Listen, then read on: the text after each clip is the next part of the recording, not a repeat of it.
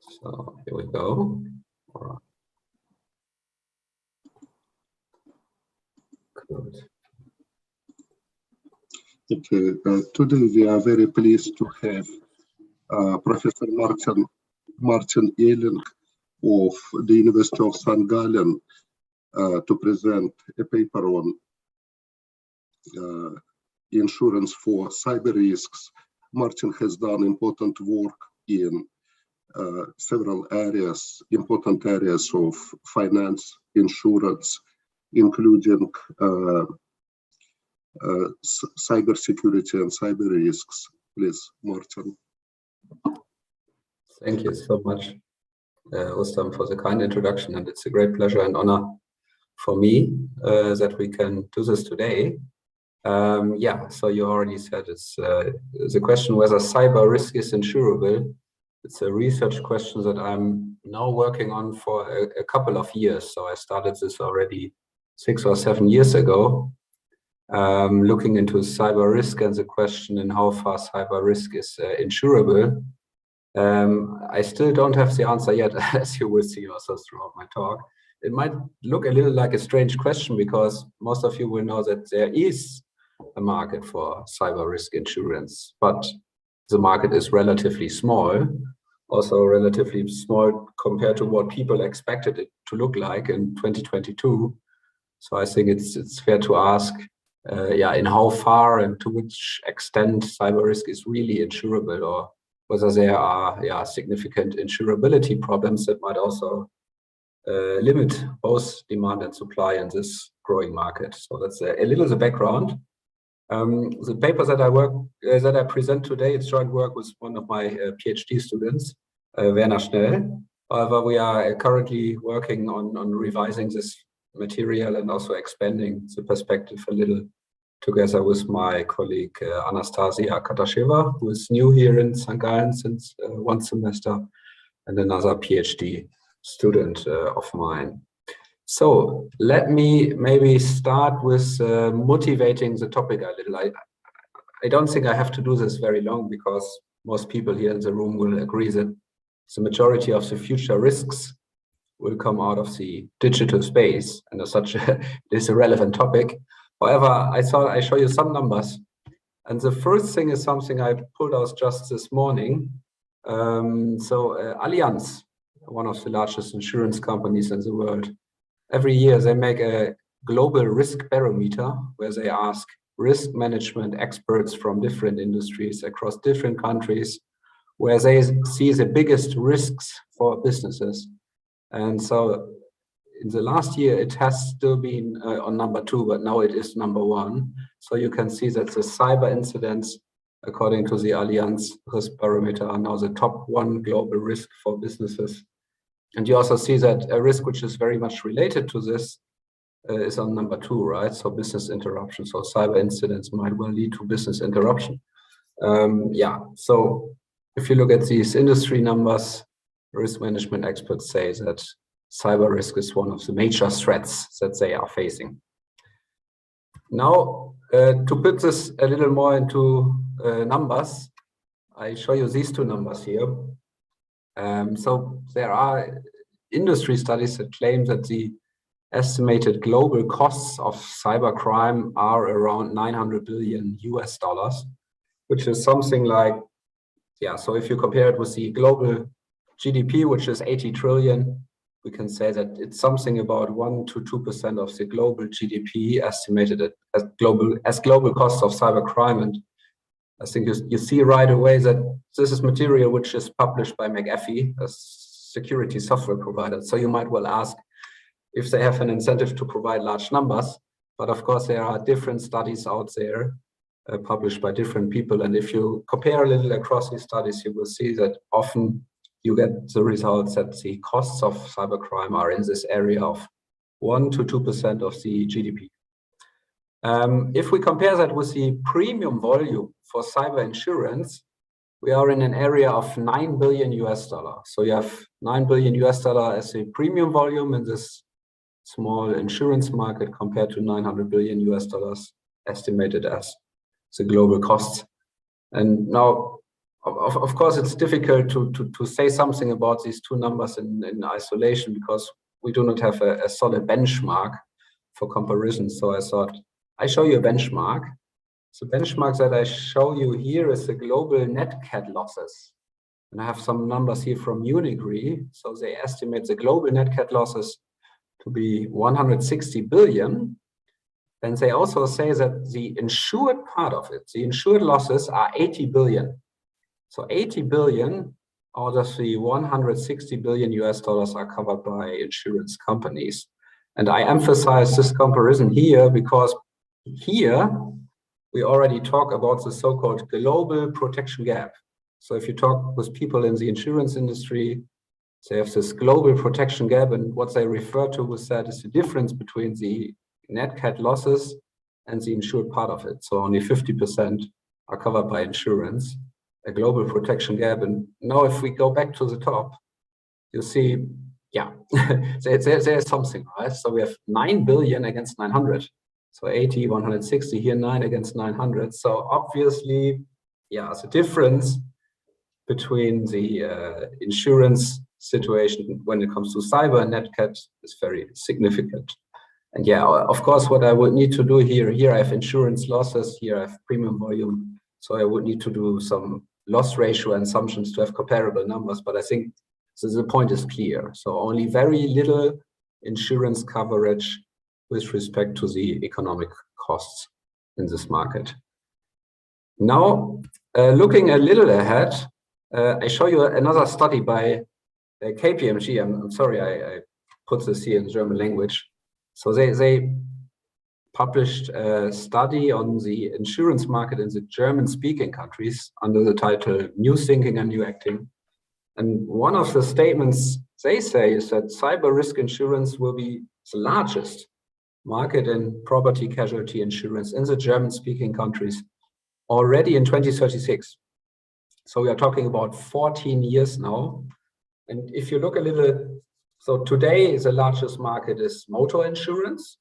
And many people say that the premium volume in motor insurance will go down for a number of reasons, like the technology implemented in the cars reduces accident numbers, self-driving cars, rent instead of buy, many developments. So it's likely that the volume in motor insurance go down.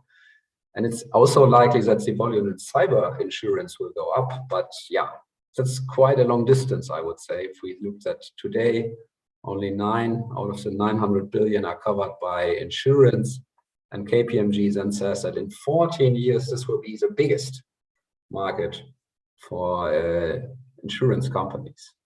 So yeah, that creates some ambiguity, I would say. And if we now look a little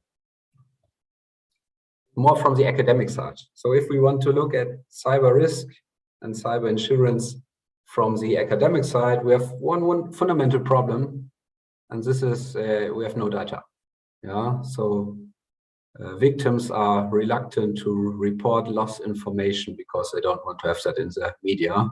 So traditionally, one fundamental problem when it comes to this field of research is the unavailability of respective data. However, here I believe I have some good news. Some good news in the sense that more and more loss databases are becoming available over the last year. So I still recall when I started this research, there was really little data available to do anything. But in the meantime, we do not only have a lot of aggregated data sets, like, for example, I studied the McAfee material here, or maybe also from Ponemon, the cost of data breach, which is often cited. It's not only that, but we also have more and more raw data available, which is, of course, the thing that we want as researchers. So I show 3 examples here. The first one is something that we did in an earlier paper. So this op-risk data set from SARS, it's the largest publicly available data set on operational risks. And what we did here is we filtered out the cyber risks using text mining. And so out of something like 30,000 cases, we came up with 2,000 cyber losses that we could then analyze with the actuarial toolbox. So that's the first piece here. So those that work in cybersecurity might know this advisen. cyber loss data set. This is, yeah, I would consider this to be more and more the gold standard for doing research also when it comes to cyber risk. So it's a large cyber-specific loss data set collected by a US firm. And thirdly, I also shortly mentioned the PRC chronology of data breaches. This is a publicly available data set. So after my talk, if you want to do some research on cyber and risk, you can just Google for that and you will find the data set. It's free available. So it's a non-profit organization which collects all data breaches. And some of you might know that more and more countries have mandatory reporting requirements for data breaches. And so you have this association that collects all this information and makes it available for researchers. And that, yeah, is very likely the most widely used data set in cyber research, just because it's available easily. All right, so you see more and more information is becoming available. The nice thing about this research here is that I now have all three data sets available. I have a combination of those three, and with this, hopefully, the best available data for doing these types of analysis. Okay, so that's the good side, the good news, if you want. More and more research, more and more data becoming available to look into this. However, yes, please. Is it okay if you ask questions during the talk? Of course. I should have mentioned that. We discussed this before. Some of these databases, as I understand, most of them, right, are on the number of cyber incidents like data breaches. How about, is it correct? I'm wondering about the level of losses, if that is available. Yes. So indeed, for the first two here, SaaS and advice, and here you also have loss numbers. So not only frequency, but also severity, very important for the insurance companies to estimate the premium. So both frequency and severity. For the third one, the free one, here you have the problem that they only post the number of breach data. So I don't know, Facebook is hacked and loses 3 million data sets, then you have the number 3 million. But you do not know exactly how that transforms into a dollar loss number, right? So that's a little the disadvantage of this third data set. But the first two, indeed, they also provide some loss numbers that you can use then to estimate severity. And how big are the data sets, the sample sizes? Yes, so for the SaaS op risk data set, again, it's a larger data set of operational risk, which at this moment has something like 35,000. And out of these 35,000, currently we have 2,500 cyber cases, which we identified using our text mining algorithm, which is not very difficult what we do. For the advisen is even larger. They have more than 100,000 cyber cases collected. However, there you will see, and we bought the data, you will see that out of the 100,000, only around 3,000 have actual loss information, right? So for doing research, 3,000 here for advising and 2,500 from SaaS, I would say, which is something. You can do something, I would say. And the first two data sets are not freely available, right? No, only the third one is available. And for that reason, we find at least 10 or 12 papers published using that data set. But I also have citations here to the papers that use the other data sets, right? Thank you. Okay, good. So that's the good news. However, that's of course not the end of the story. Now the bad news come. Because if you look at the data, the next step is how can we model cyber risk? And now the problems begin. So what you will see, and we know that from operational risks, that typically we work with extreme value theory when these types of losses are described. So it's the standard log normal distribution that many insurance companies use for standard claims. That does not work so well here, but here, for example, we work with this peaks over threshold approach. So you have a mix, a log normal for the body, maybe a Pareto for the tail when it comes to the severity. So you get pictures like this, right? So I just compare here the distribution for the cyber risk against the non-cyber risks, which are the other operational risks in the SaaS data set, right? So that's the first thing that you will see, that, yeah, extreme value theory is needed. And yeah, when you then move on in the analysis, you come to this problem that Rustam also described in a different context, which I believe is also relevant here for this particular type of risk, this non-diversification trap. And yeah, I also want to illustrate this problem a little for those of you that are not so close to the topic. So what I show you here in this picture is, so you have some risk measure. In my case, it's the value at risk. And you have the number of risks. And I assume that the portfolio size always remains identical. So I just have one fixed portfolio and the size remains identical. And so what you can see here when you look at this line, assuming that the risks are normally distributed, you have this classical portfolio diversification story going back to Markowitz and others, right? So when you build a portfolio of risks, and as long as the risks are not perfectly correlated, then you have diversification, right? So the average risk goes down, and that works well for the normal one. It also works reasonably well for the log normal one. However, yeah, it does not work so well for the Pareto, which you see here on the top, right?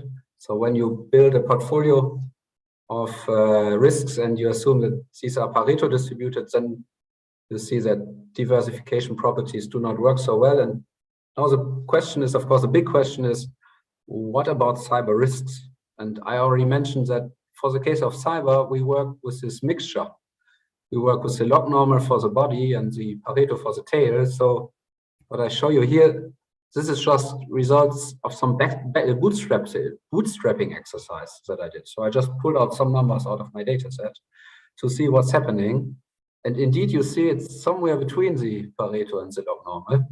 And it's not so clear here, just by looking at the picture, whether it makes sense to set up a portfolio of cyber risks or not, right? Because it's not so clear whether you benefit from diversification. So that's only some bootstrapping exercise that we did using some simulation. And I also should mention that this is only the first aspect which needs to be considered here, because we also have a second problem here. Because here in these simulations, I assume that the risks are IID. So I assume they are independent. However, in reality, when it comes to the cyber risks, it's very likely that the independence assumption is not a very good description. So then we talk about, yeah, nonlinear dependencies.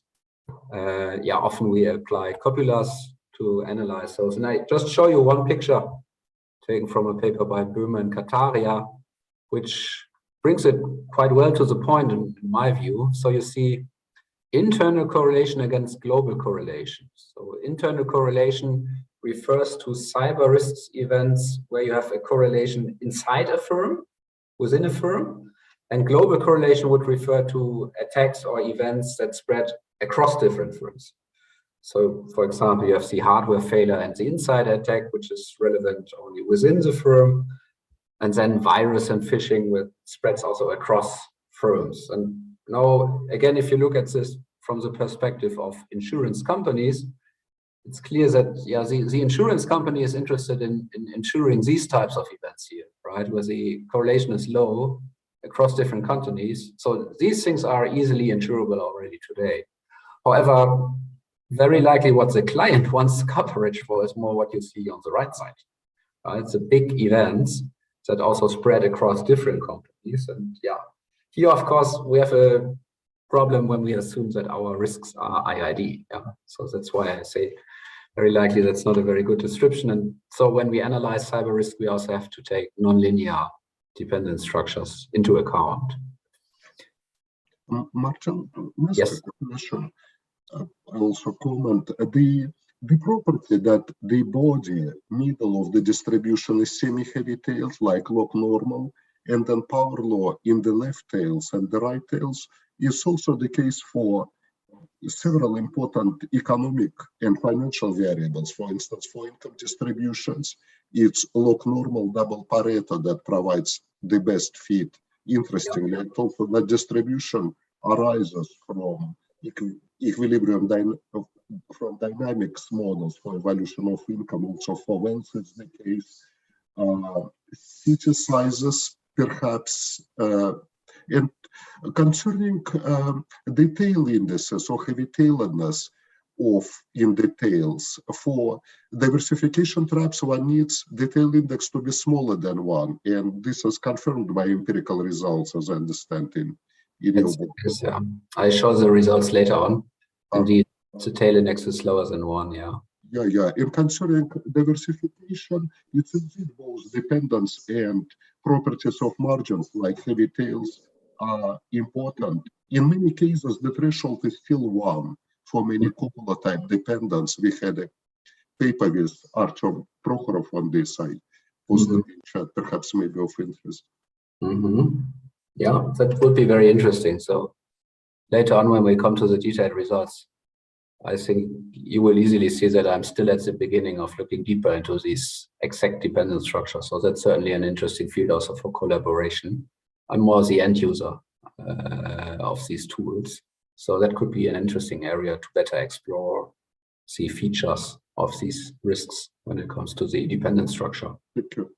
All right, good. So now let me look what we exactly do in our paper. So what we do is we try to model both insurance demand and supply, and illustrate to some extent the existence of such a non-diversification trap when portfolios of cyber risk are constructed. And we believe that this result can be explained by 4 distinct properties of cyber risks, which are, they are heavy-tailed, they exhibit nonlinear dependence structures, and there are 2 more aspects. Also, there's a high modeling and parameter uncertainty, which needs to be reflected. So we have no good data. Insurance companies need to add a higher loading to be on the safe side. So that's an element. And also the cost of asymmetric information. So it's not the average client that will ask for cyber insurance, but it's more that, only very likely only the bad risks are interested in having it. And so the insurance company has to invest a little more in screening to reduce the asymmetric information. And also these costs have to be added on top of the premium. And with this limits the matching of supply and demand. So these are the 4 distinct properties. And we try to put them together in our model and believe that this explains a lot of what we see in the market currently. Because again, as I said, it's far behind what people expected it to be. Also in older industry studies, if you read 10 years before, they expected numbers which are much larger than what we have today. And I believe this is just because the insurance companies, they anticipate that they have a problem when they build up these large portfolios, and for that reasons are reluctant to offer cyber insurance on a really broader scale. Right? So they anticipate these unfavorable properties, and as such, so everybody is trying a little, but nobody wants to go deeper into this market because they anticipate that this could be problematic. What we then also do in our paper, and I also show that at the end, we discuss potential ways to overcome the non-diversification trap. So you then come to topics such as pooling of risks and involving the government, providing some backstop, like we know it also from other types of risks. Okay, so let me shortly introduce the model. I just look in the chat. Oh, that's just the reference. Thank you, Rustam, for making the reference available. Okay, now here. What we do, we model the insurer's decision to underwrite cyber risk based on the expected utility framework. It's not directly in line of what you did in your paper, but it follows a little the idea and philosophy. So let me firstly illustrate the rationale of this model. So we have an expected utility rationale with some risk distribution that we will estimate based on our data. Later on here, I will also incorporate parameter uncertainty by playing a little around with the parameters. Then we have P star, that's the premium. N will be the portfolio size. F will be the aggregation across these policies. Can be linear, can be nonlinear. I will consider different versions. Then we have a risk aversion represented here. And of course, it's also a big discussion in the literature in how far decision makers in companies are risk averse or risk neutral or whatever. I think there are a number of reasons to at least assume that people behave quasi risk averse because of a number of frictions that we have in the market.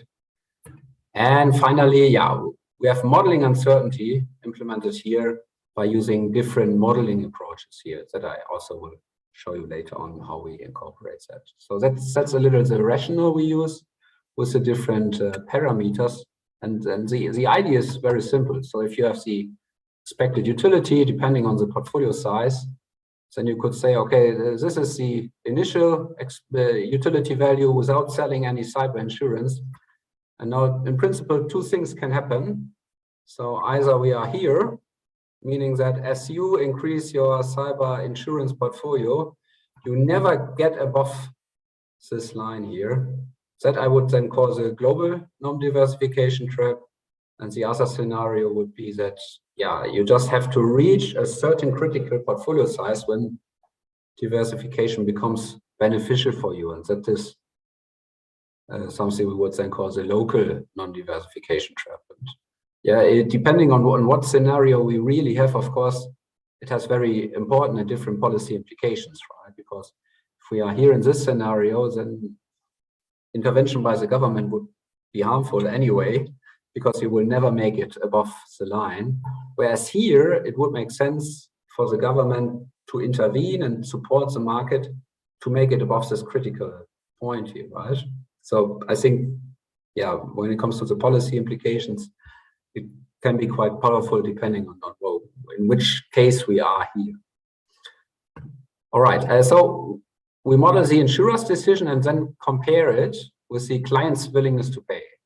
And again, we have the same idea, the same rationale. We have a risk distribution, again, representing parameter uncertainty, and then we have the willingness to pay of the client. Again, we assume people are risk averse, and we will take modeling uncertainty into account. So the ultimate outcome of the analysis is just the following. So if you have the premium P here, depending on the portfolio size, we will have the expected loss based on our data set. Then we will have the willingness to pay of the client, which will be higher than the expected loss as long as we assume people are risk averse. And then the big question is, of course, yeah, how does the competitive premium look like? Is it like this here, that with increasing portfolio size, the competitive premium goes down and we just have to reach this critical level where the competitive premium is lower than the willingness to pay? So that would be this, yeah, local non-diversification case where we have a coordination problem, or alternatively assume this here, so that the competitive premium is always above the willingness to pay. Oh, sorry. Then we would have what I introduced as a global case, global non-diversification trap, where no coordination is desired.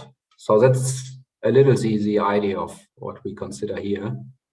And of course, I know that I have many people from math and statistics today in the room, so I thought I'd show it a little more formally what we do. So what we have identical distributed cyber losses, which are defined on a negative scale. And yeah, the joint distribution of those. Later on in my results, I will show you both the IID case, where I assume independence, but I also consider linear and nonlinear correlations that I model via Copula. So I just consider different cases for how the joint distribution looks like. Then we have the truncated policy exposure. So the insurance company does not cover the full loss, but there will always be a cover limit. So it's a truncated distribution, Z hat, with CL being the cover limit. Then we have the unconditional exposure per contract, which would be capital I, just I times Z hat. And I would then be the frequency, which I assume here to be Bernoulli distributed, probability R. Then we can formulate the pool exposure of the insurer as capital X, which is just the sum of the I's here across the different contracts. So N would be the number of policies. And again, here we have to take into account that this is a conditional exposure because the insurance company is always acting under limited liability. So the pool exposure in practice is truncated because we have to take limited liability into account. So LL would be the limited liability. And what we do here in the paper is to calibrate the limited liability using the equity capital requirements that are set for insurance companies in the European Union. So European Union, they have to bring capital to fulfill a value at risk with 99.5% confidence level. And we just use that to calibrate the amount of equity that they need to hold. With this, we can define the insurer payoff, which is just, this is a premium times the number of policies plus the loss payment. It's plus because it's defined on the negative scale. Minus C are the costs that the insurance company needs to pay for administration, acquisition, and claim settlement. And that we can reformulate to P star or competitive premium. And what we see here is the only stochastic element which needs a risk-adjusted evaluation is this X hat here, right? So that's the element where later on I will apply the utility function on. And when it comes to the policyholder, we can set up the same payoff function. In that case, he or she receives the exposure per contract plus PD divided by N. This is the so-called default put option. Of course, the policyholder needs to take into account the likelihood that the insurance company will run into default and not pay. And that's the second part here. And we can reformulate that to the willingness to pay.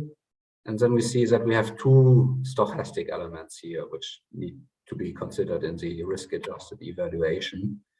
When it comes to the evaluation using the utility function, the results that I show you here today, I just use a very simple exponential utility function. However, also here we play around with different modeling approaches, right? So it's not necessarily limited to the specific shape or form of the utility function. Finally, so I just have to move it here. The key parameter that I will consider in my results is the so-called premium ratio.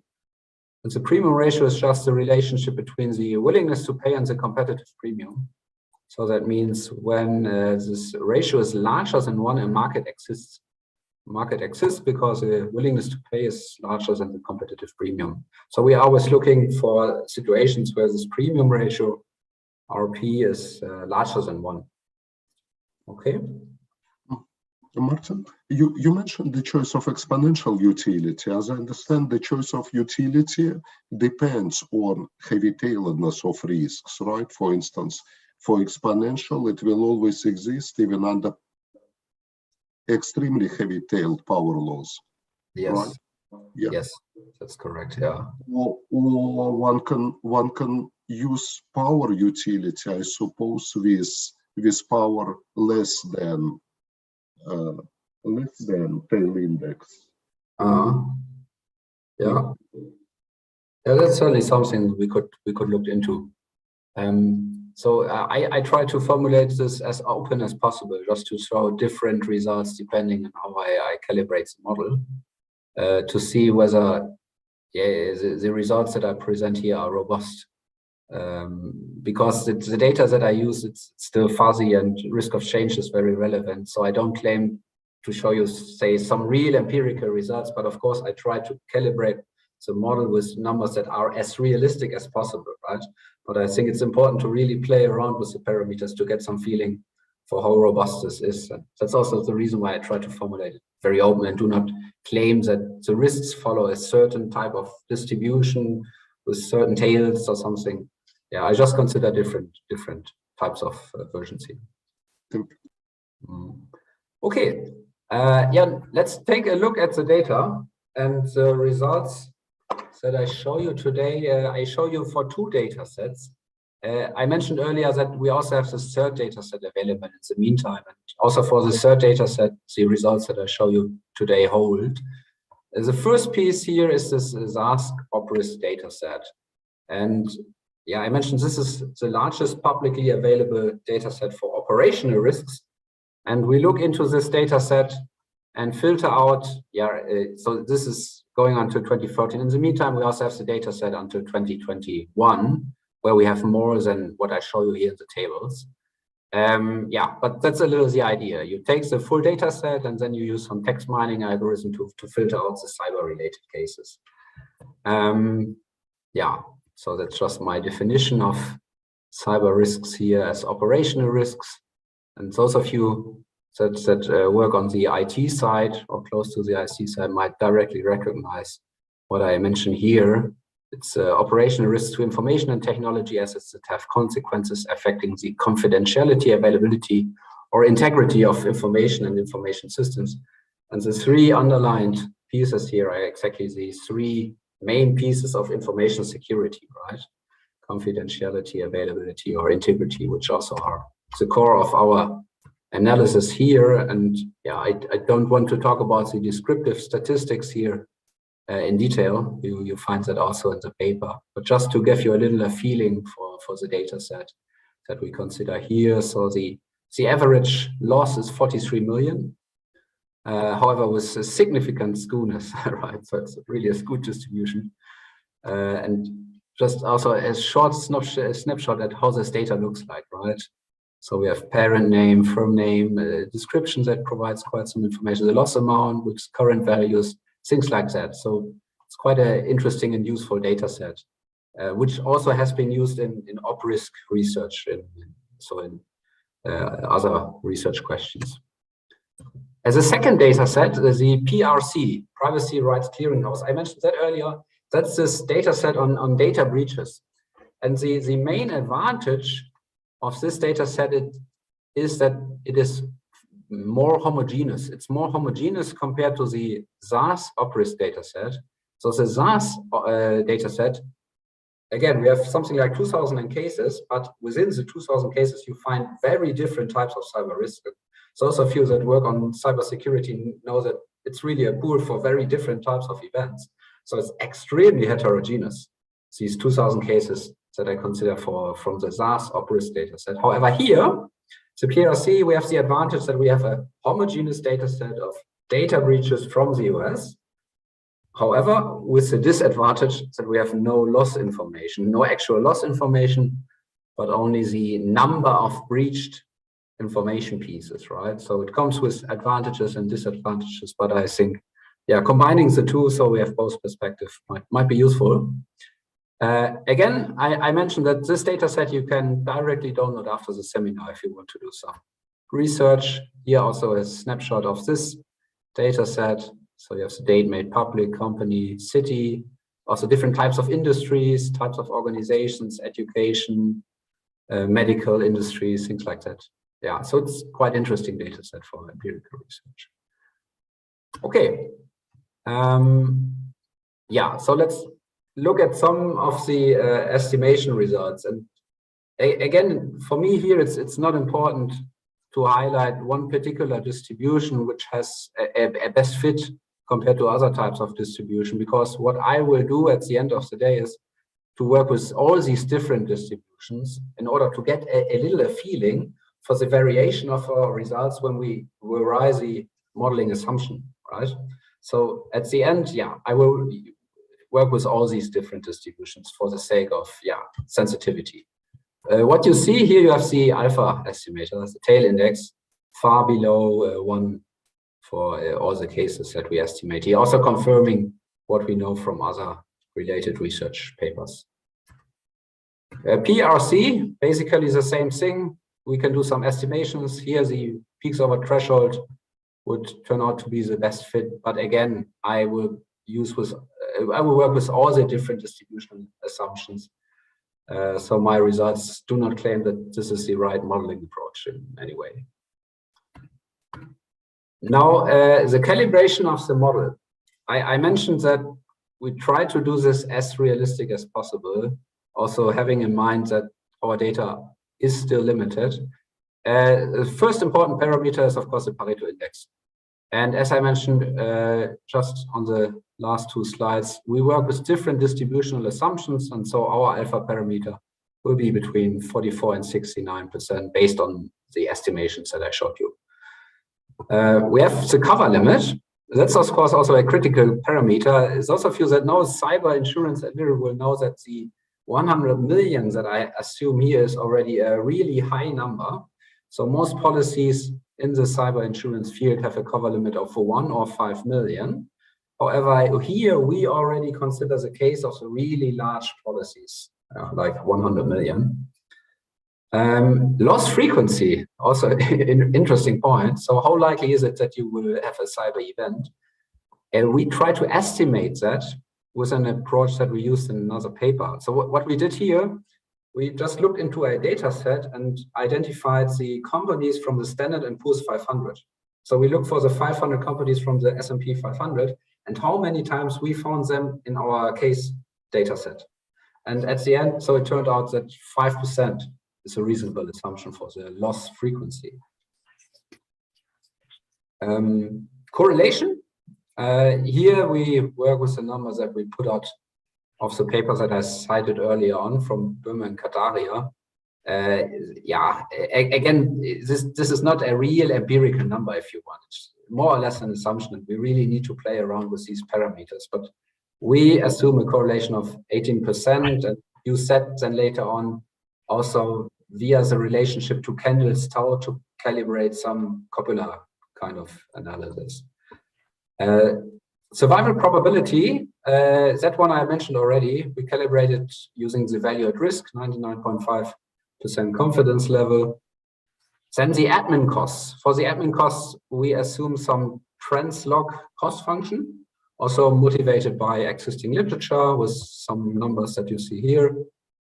For the capital costs, I should mention that these are only the frictional capital costs that I mentioned here, because a part of the capital costs are already represented in my evaluation of uncertainty when I use my utility function, right? So capital costs in the insurance market would be more like 8 or 10%, but here that's only a part of it, and the other part that is taken into account when I do this risk-adjusted evaluation using the utility function.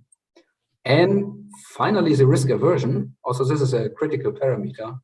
I work with some numbers that Tversky and Kahneman posted in one of their experiments. Also here we play around with the parameters because I do not want to say that 2% is the true value here. But yeah, at least some calibration that we can use. And with this, I now show you some results. And the first set of results that I present are working with the Levi distribution, which was one of the distributions in my table. I just show here the Levi case because that's the one that is easily calibrated, right? It only has one parameter. So that's easy to use.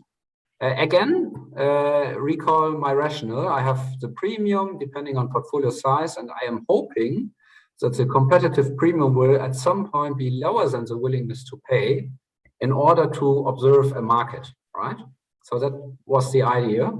And now I show you the results of the simulations calibrated with our numbers.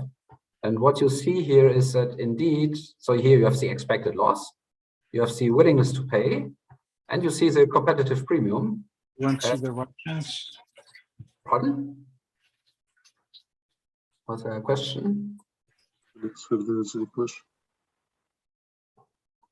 Okay, so I just continue. So it goes down, but what you see is that at least for the corridor that I consider here, it does not reach the critical value here. So it does not reach the willingness to pay. So if you take this result, then you would say, yeah, okay, we have a problem, right? Because the willingness to pay is the competitive premium that the insurer needs to ask is always larger than the willingness to pay, which would imply that there exists no market, right? And yeah, of course, we can break down the premium here into the different elements: admin costs, capital costs, risk premium. Yeah. So that's the first result using the Levi distribution and doing the simulation. The next piece that I show you here. So Yes, please, Rostam. Martin, so this is for Levy with tail index equal to 0.5, right? Yes. And that lies in the interval that you mentioned, right? For Yes. index. Mm-hmm. Exactly, yeah. And the interesting thing is then, if you then look at different distributional assumptions from the distributions that I had in my table. So here you have what I call the premium ratio, the relation between willingness to pay and competitive premium. It must be larger than 1 for a market to exist, right? And so below you see the dark line is the Levi, the results that I present you here, represented here. And I also show you results for 2 other distributions, the peaks over threshold approach and the beta distribution. And you see the results are not very different if I consider the other 2 distributions. And yeah, maybe even more interesting is what I show you here on the right, because on the left, I assume on the left that the risks are IID. So they are independent. I assume no correlation here on the left. But what if I assume some correlation between the different risks? And I show you the results for the Gaussian copula being calibrated with this correlation 0.18 number. And I also show you the results for the Clayton copula, assuming some lower tail dependence in the area where we don't like it. Again, calibrated using the correlation number. And yeah, so the thing you see here is, yeah, it's getting worse and worse. It's getting worse and worse. So when you assume IID, it's already very difficult. But when you assume some correlation or even nonlinear correlation, you see that it's really, really difficult to come to a result where an insurance market can be observed. And that's, yeah, a little one of the main results that I have so far, that when you calibrate our model with these types of data sets, it's very difficult to find situations where you come above the critical level of 1. Okay. Now, what is interesting, again, we want to play a little around with the parameters. And if you look in the insurance market, you will see that cover limit is, of course, a very critical parameter. So most insurance companies are very reluctant to offer more than 1 or 5 million. Yeah, because they want to limit the potential loss size. Only very few players go up until 100 million for large industrial companies. The thing that we look at here is, what if we expand the cover limit to higher levels of 200 and 300? And here comes one interesting result, and I have to be frank, I am still struggling a little with this result because I do not find it fully intuitive, but we can discuss it. So what you see here, when I increase the cover limit, of course, it increases the premium. So the insurance company needs to increase the price for more coverage. That's intuitive. However, if you look on the right, I show you the premium ratio and I show you the willingness to pay. And the interesting results that you see here is that the willingness to pay increases on a higher scale than the competitive premium. So the result that I can show you here is that when you increase the cover limit, this risk becomes insurable, right? Which, yeah, intuitively, it makes some sense, right? Because we now go far in the tail, and obviously the client is really willing to pay more for that. However, it's completely the opposite to what we observe in the insurance market nowadays, right? Because the insurance companies, they are going more in the other direction, narrowing down the cover limit because they are afraid of offering higher cover limits. Here, however, indeed, you will come to the complete opposite result, saying that it could be a good idea to increase the cover limit because it will make this risk insurable. So that's one result on the cover limit. And another result for the idea of pooling. So I mentioned the idea of risk pooling. So of course, what we could think of is that we pool this risk not only in one insurance company, but across 5 or 10 companies, what you see here. Of course, that will push the premium down because you have some scale effects going on. However, it will not affect the willingness to pay of the client, right? So the willingness to pay of the client is irrespective of whether this is done via 1 or via 10 companies. So again, what you will observe is that this risk becomes insurable. So the conclusion, if that result is true, the conclusion would be that it makes sense to do some risk pooling across different companies when it comes to cyber risk, because it would help us to getting into this area of insurability, right? So that's the result that I observe here. Yeah. Martin, what is the tail index in these simulations? So in this example, I again work with the Levi, so it will be again 0.5. But the results that I show you here also will hold for the other examples, which were all in this area of 0.4 to 0.6. Yeah. So indeed, the tail index is not really the critical parameter here. Yeah. So and I find that quite interesting because it also makes some interesting discussion with industry people. Let me show you a little more on what we did on robustness. So I mentioned the topic of modeling uncertainty. The thing that we did here is just to work around all the different distributions that we have estimated, and then to calculate some variation measure across the different results. So I come up with some what we call modeling error ratio here, which is like a 30% variation of this premium ratio across the different distributions. However, it does not change the main result as such. The second thing, the parameter uncertainty, and what we did here is we draw our tail index from a gamma distribution. So we replaced our fixed alpha by drawing from a gamma distribution the tail index. If you do that, so I compare the certainty, that's the base case, with uncertainty, where we the tail index is drawn from the gamma distribution, and you see the premium ratio is going a little down, but still it's not very far away. So again, it does not affect the results so much. Alternative risk aversion values. That's an interesting piece. So what if I assume that the company does not behave risk averse but risk neutral? Here you see that this makes a difference, right? So if I assume what I call shareholder value, I just refer to being risk neutral here. Here you see that you are able to make it above the 1. So obviously the results really depend on this risk aversion assumptions that I have implemented.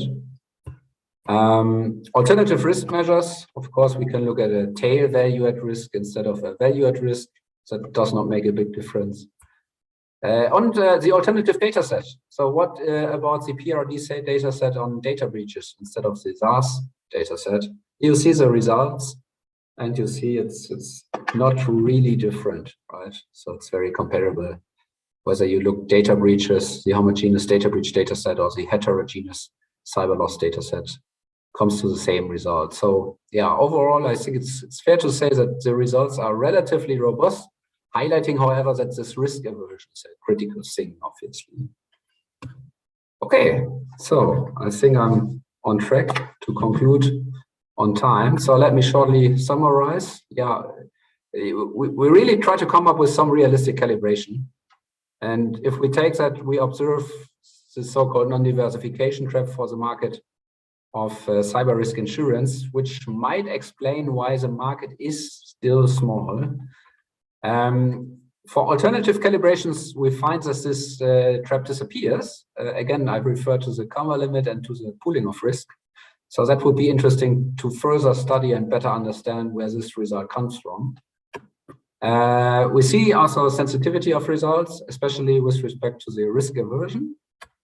Yeah, policy implications. I don't think I am far enough to really make solid statements on that, right? I really would like to continue working on this before making statements here. But if you take the results we have so far, then of course you could derive some interesting policy implications because to overcome the non-diversification traps, the government could incentivize risk pooling, could incentivize the use of reinsurance, like we know it from other markets for terror risk, for example. Of course, we could also discuss whether supply and demand should be compulsory, like we also have it in other markets. Of course, that would be a relatively heavy intervention in the free market, but yeah, anyway. That could be something.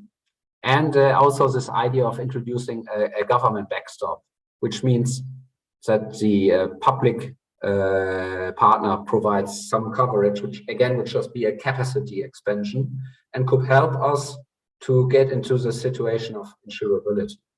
Yeah, so these could be potential implications if the results hold, right? What we certainly can say is that still the data quality and models need to be improved. So the pooling of data also among insurance companies and among cybersecurity providers would really be a good idea to improve our understanding. And in this context, I also appreciate that more and more reporting requirements are put in place, especially for the data breaches. Another topic that I shortly want to touch upon, and where we also did some research on, was the regulatory side. If you look at regulatory models like Solvency II in the European Union or the US RBC standards, then you could easily argue that what they do in those models does not very well reflect the nature of cyber risks. So you could say there should be a separate risk category and capital reduction for diversification, which is put in place, and that models should be critically questioned. However, if you do that, which means imposing additional requirements for cyber risk insurance, of course, that's a double-edged sword if you want, because it again will hinder the development of the market, right? So it's a difficult trade-off also from the regulatory side, but clearly the standard risk models that regulators use, it's not a good fit for the cyber risk. And yeah, finally, of course, we need to educate people, right, about this new and important type of risk. And that brings me to my final slide. I thank you very much for your attention. And yeah, I look forward to any questions and comments that you have. Thank you very much, Martin. Exactly on time. Indeed, yeah. Like the Swiss, always on time. Thank you very much, Martin, for very interesting talk. Colleagues, is there any questions or comments?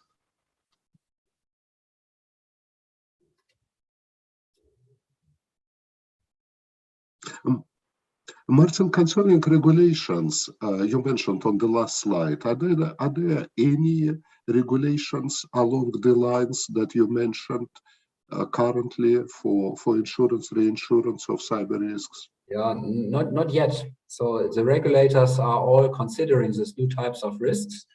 They are also starting collecting data. So for example, in the US, you have a supplement where insurance companies have to provide additional data on their cyber exposure, which is then collected by the NAIC, which is also available for research. So I made papers on that already. But they do not yet have own regulatory models for the cyber risks. Maybe also because the data set is not far enough to really make a solid modeling on that. Of course, if you take our results and compare it with what the regulators do, you observe a big difference. And that's actually exactly what we did in the other paper that I did with Werner Schnelle, which I also cited earlier on, which is published in the North American Actuarial Journal. We compared the regulatory models with the nature of these risks and observe these big differences, right? And again, I don't want to say that regulators now have to push in and develop new models, because that also will really be a big barrier for further developing this market. And just from an economical and societal point of view, I think it's very important that insurance companies provide coverage for these types of risks, right?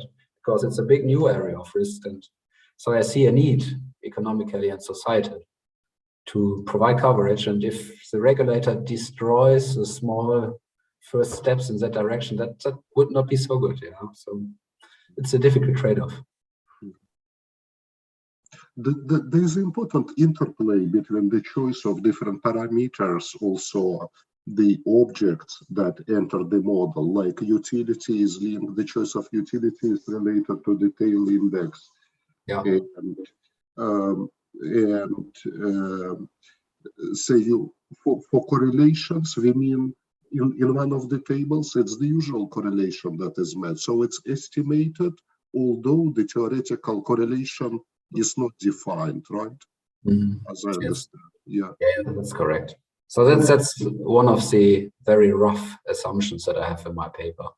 So it's estimated based on a paper which is published in a very good journal on information security. However, if you look what they did, they have these honeypots where you then measure attack intensities, and they use these attack intensities to somehow estimate also the correlations. So it's quite interesting, but to be frank, I'm not really sure what that tells us about the empirical nature of these loss events, right? But we need something to calibrate our model, right? So it's the first step. Yeah, it's interesting how the choice of the parameters of copulas, for instance, you used Gamble copulas in simulations, right? Yeah. How tail dependence between extremes would affect the behavior of risk premium. And with respect to that, what dependence structures you think may be appropriate for cyber risks? Maybe common shocks used multiplication models multiplied by Bernoulli random variable, as I understand. Yeah. So as I said earlier, I'm more the end user of these copular models. So what I did in my paper so far is just using the most widespread types of copulars like Clayton, Gumbel, and these things. I also have another paper where we work with Vine copulars, which is also interesting to apply on the data set. Vine copulars? Yes. And we also get some interesting results. However, again, I'm not fully sure, given the nature of this risk, how far we are in really come to solid empirical statements on the depending structure between these risks. I think it's quite obvious, and we also have interesting scenario analysis that illustrates that there can be extreme events, but I would not believe that there is one solid number that you can work with. I really would recommend to work with scenarios and sensitivities to play a little around, because yeah, it's difficult to estimate anyway. But yeah, we have worked with different types of copulars and looked at results, and yeah. Thank you very much, Martin. Colleagues, if there are any other questions? Perhaps we could stop the recording.